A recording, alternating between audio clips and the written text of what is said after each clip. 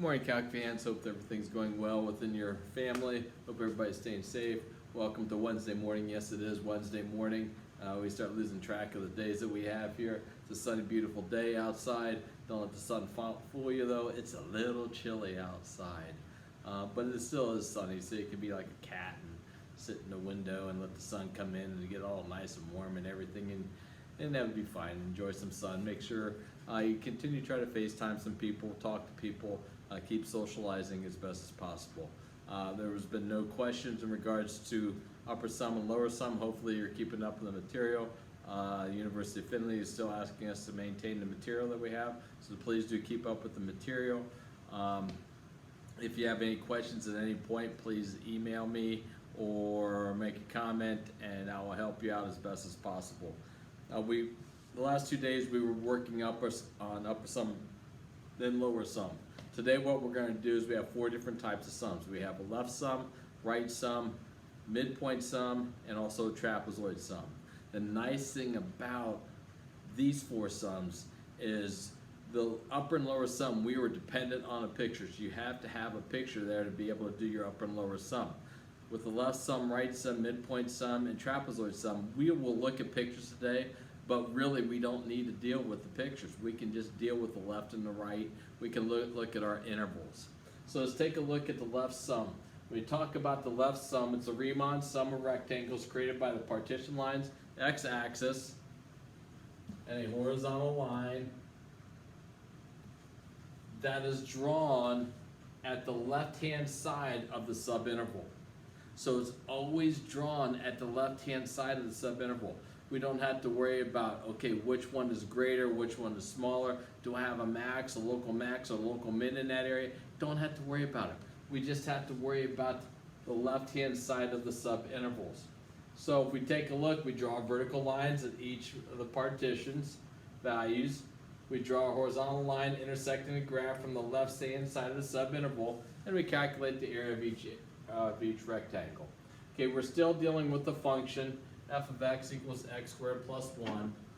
And the interval that we dealt with was from -1 to 3, hopefully. This is the interval that we've been dealing with. 1, 2, 3, 4. I think that was negative. So -2 to 3 was the subinterval that we're working with. Hopefully it was. So we're going to draw our partition lines as we did before at our partition values.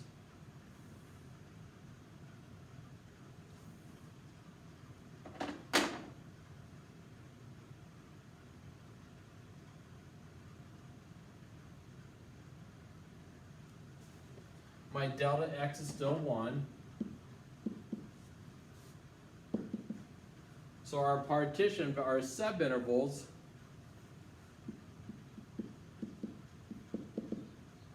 are -2 to -1, -1 to 0, 0 to 1, 1 to 2, and 2 to 3. Okay, those are our subintervals. Okay, our partition values we draw. Now the nice thing about the left-hand sum, all we are looking at is always drawing our horizontal line at the left-hand side of the subinterval. So if we look at the left-hand side of the subinterval, we will always be drawing this line from the left-hand side of our subinterval. Doesn't matter if it's bigger than or smaller than, we're always just drawing at the left-hand side. So really we don't need the picture, we only need our heights are going to come from the left-hand side value of our subinterval. So our first area is equal to, once again, our base, which is 1 times our function value at -2. Then our A2 is going to equal to 1 times our function value, our left-hand side, which is -1. This is 1 times 5, 1 times 1, or 1 times 2, because our function value, -1, is the value of 2. Then we look at A3. Our left-hand side is our 1 times our function value at 0. Once again, it's the left-hand side of our subinterval. Makes life a little bit easier. So we have 1 times 1. Our A4, 1 times our function value at 1, which is 1 times 2, which is 2. And then our third value, our last A5, is 1 times our function value at the left-hand side, our function value at 2. So we have a value 2 squared plus 1, 1 times 5, which is a value of 5. So we have 5 here, we have 2 here, we have 1 here. And we're going to take a look at these and we're going to add these all up. So if we add these all up, we have 1 plus 2 plus 1 plus 2 plus 5. So we have 3, 6, we have 11 squares. We have 11 squares here. It's nice because we don't have to use really our function, our graph of our function here. With the left sum, we just use the left-hand side of our subinterval. And when we deal with the right sum, it's exactly the same thing. But now, all we're using is it's always going to be drawn from the right-hand side of the subinterval. So now we just look at our subintervals and we just use the right-hand side values. So our subintervals, once again, we have -2 to -1, -1 to 0, 0 to 1, 1 to 2, and 2 to 3. So I'm still going to draw my subintervals, and really when I have my left and right sum, I don't need to draw a picture really anymore. I'm going to draw it now just to sort of show what's going on. But really, I don't need this picture.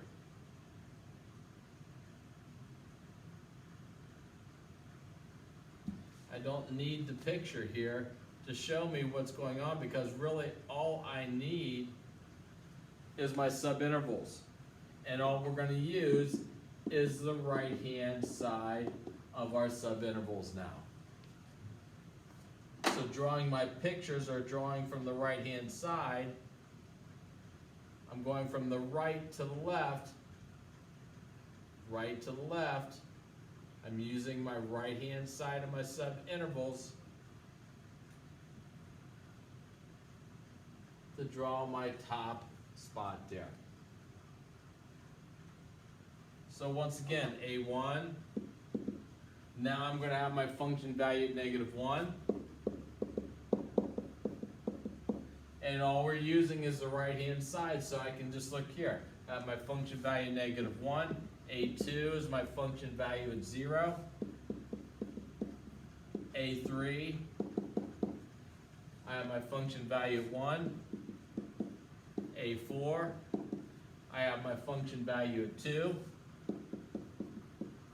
And A5, I have my function value at 3. And once again, if I'm going too fast, hit my pause button and we can go and you can slow me down. So we have 1 times my function value at 1, which is 2. 1 times my function value at 0, which is 1. 1 times function value at 1, which is 2. 1 times function value at 2, which is 5. And 1 times function value at 9, which is 10. So we have 2, 1, 2, 5, 10. So if I add down here, we have a value of 10, 15, 20 squares.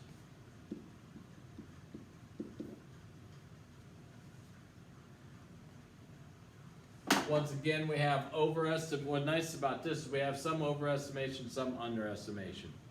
So I'm thinking I may have added another interval in here. I couldn't remember from yesterday what my intervals, or 2 days ago what my intervals were. But what we can say though is our actual area is going to be somewhere between my upper or my left sum and my right sum. So once again, I have estimations and I have approximations of my left sum and my right sum. And we're using my left and right sum. And the actual area is going to lie somewhere in between there.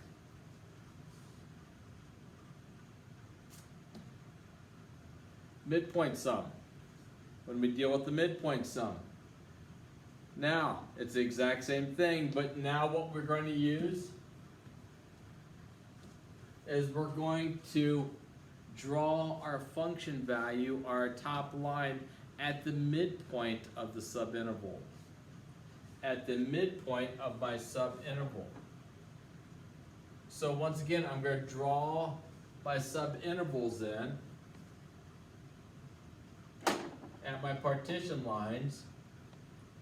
Once again, my subintervals, -2 to -1, -1 to 0, 0 to 1, 1 to 2, and 2 to 3. Yeah, I'm thinking I have one extra line in here, which that's okay. That's fine. I'm going to run my subintervals. I'm going to draw my partition lines. Oopsie.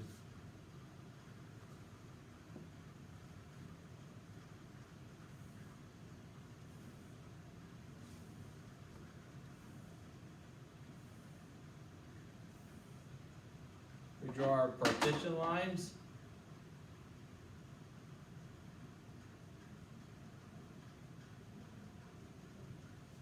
But now the difference is this top line, we're going to look at the midpoint of the subinterval. So if I take the midpoint of my subinterval, it takes me up to there, and I draw my line in at that midpoint value. Now, the nice thing about that is if I take a look, I have a little bit underestimation here, but I have a little bit of overestimation here.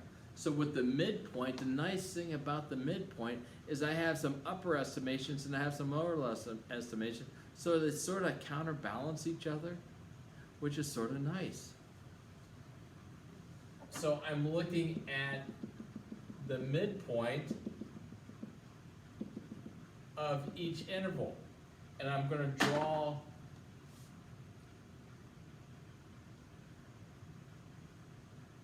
my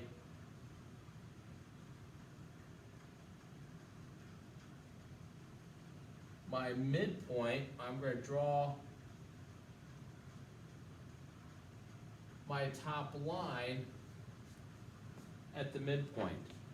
And once again, if you look, I'm once again overestimating here, but here I'm underestimating. So they sort of counterbalance each other out, which is pretty cool. But once again, do I really need a picture to find that midpoint? No, it's nice to see on a picture what's happening here, but really all I have to worry about is my midpoints here. My base is still a value of 1, but now we have our function values. Our A1 is 1 times my function value at -1.5. My A2 is 1 times my function value. Well, what's my halfway point there? -0.5. Then my halfway point here, my midpoint is 0.5, 1.5, and 2.5. So by just looking at my subintervals, I can determine that midpoint sum.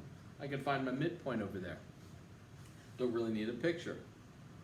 So we have A3 is 1 times function value at 0.5, 4 is 1 times function value at 1.5, and A5 is 1 times my function value at 2.5. And once again, I think I have one extra interval in there. It's okay. So we have 1.5 squared plus 1. So we got 3.25. 0.5 squared plus 1. 1.25.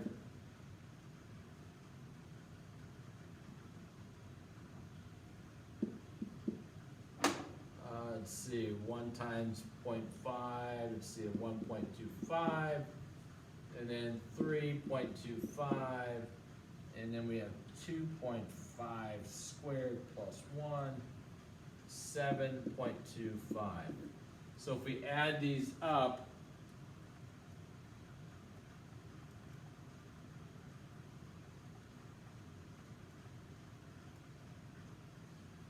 okay, I did add an extra. If I add these up, these add up to the value of 13. But, and these were the intervals I was dealing with 2 days ago. So I have a value of 13. If I add this in also,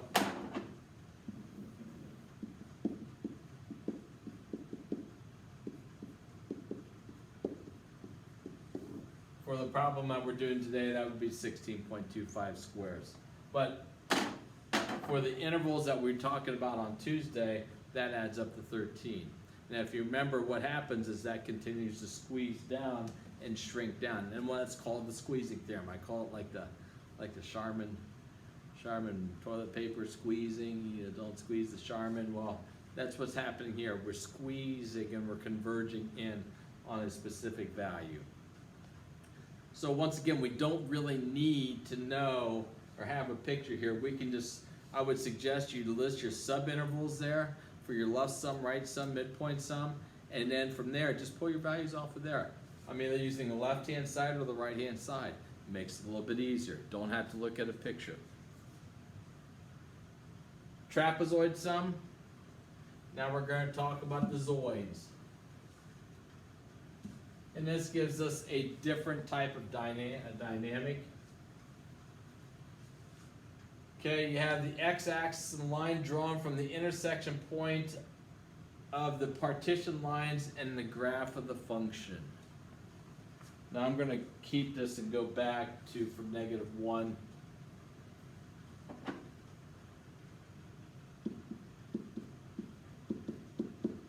to 3, and then we can eliminate a partition in here.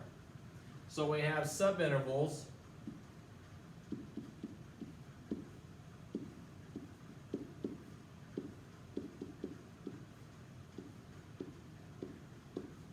Here's our subintervals. We're going to draw our vertical lines and our partitions again. This is not changing.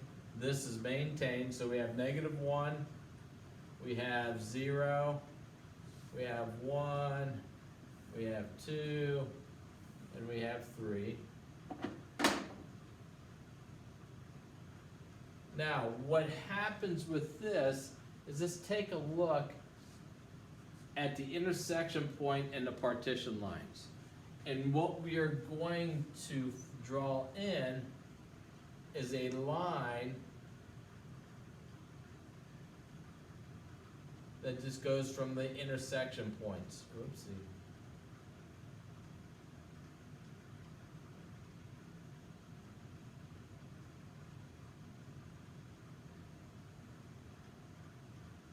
And as you can see, that's pretty darn close to the actual area. And if you continue to decrease our delta x, it's going to get closer and closer and closer to the actual area.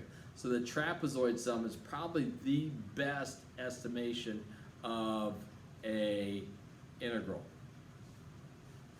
But now we have to remember, how do we deal with trapezoids?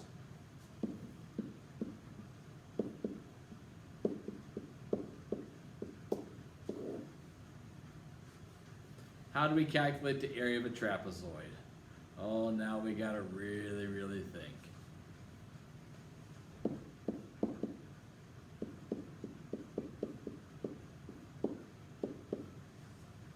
Well, what we have is we have two bases now, not one, we have two bases. The bases are the parallel sides.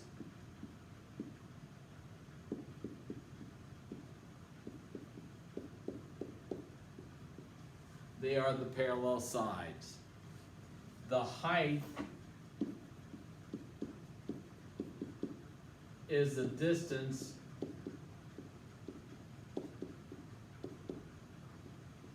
between the parallel sides.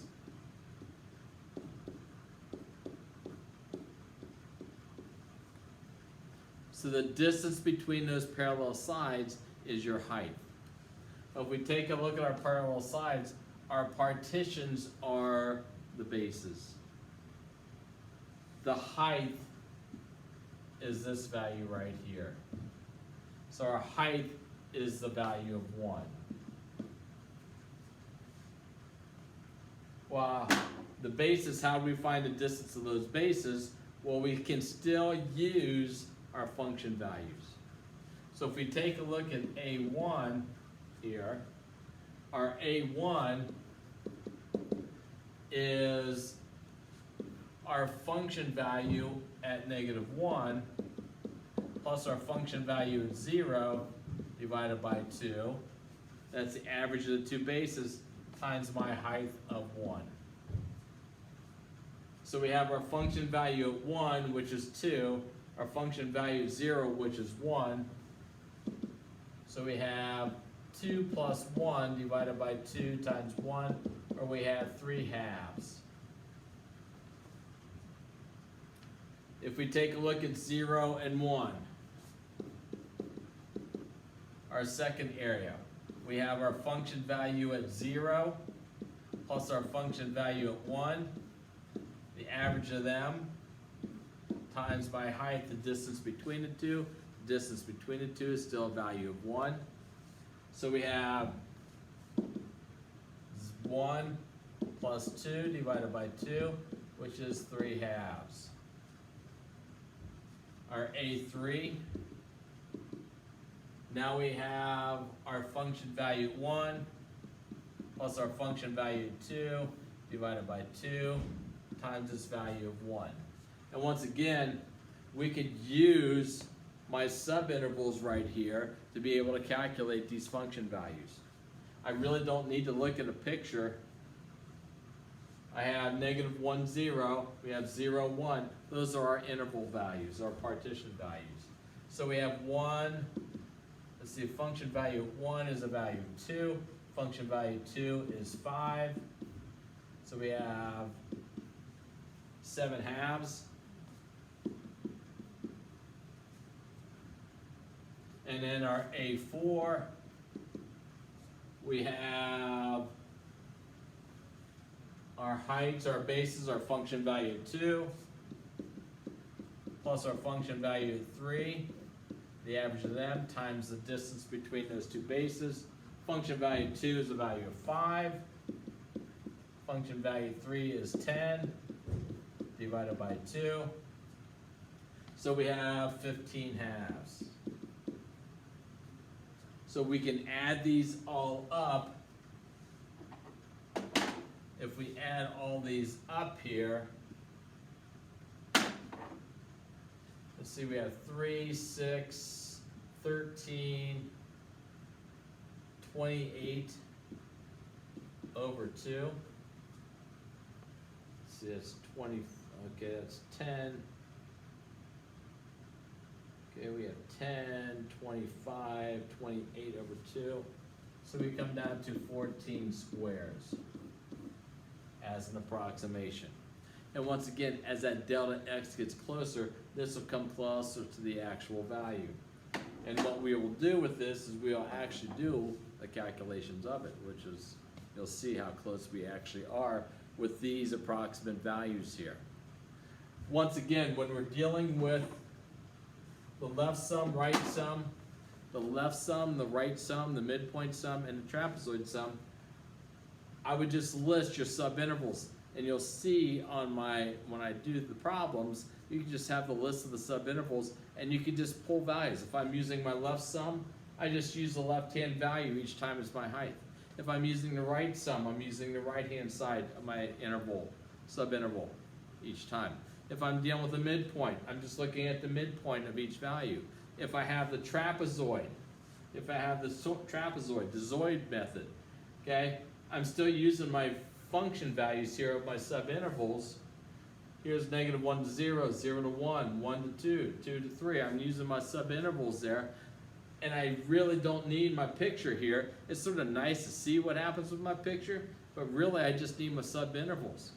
And as you can see, the best approximations that we've had are the midpoint sum and the trapezoid sum.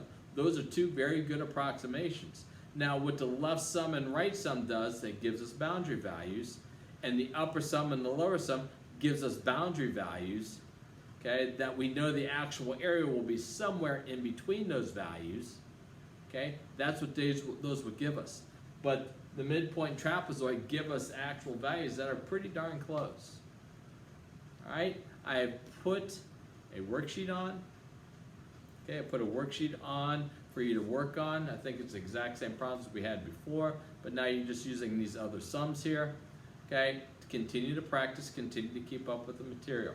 If you have questions, feel free to send me comments. I'll help you out as best as possible to be able to get us through this.